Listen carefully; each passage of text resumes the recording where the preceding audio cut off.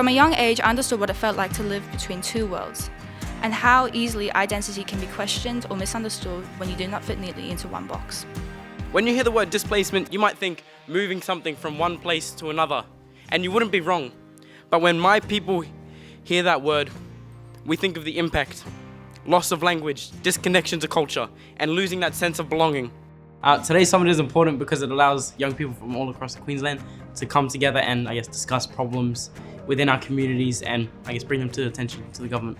But over time, education gave me something powerful. It gave me confidence, the courage to leave home and pursue something bigger than I've ever imagined. It showed me that knowledge can be both grounding and liberating. Most importantly, it taught me that I did not have to change who I was to succeed. I simply had to believe that who I was enough. It's an opportunity for us to have a voice of reason, and actually have a chance to try to advocate for change. When we reclaim language, we do more than remember words. We reconnect generations. We strengthen identity, and we ensure that the voices of our ancestors continue to live on through the voices of our young people.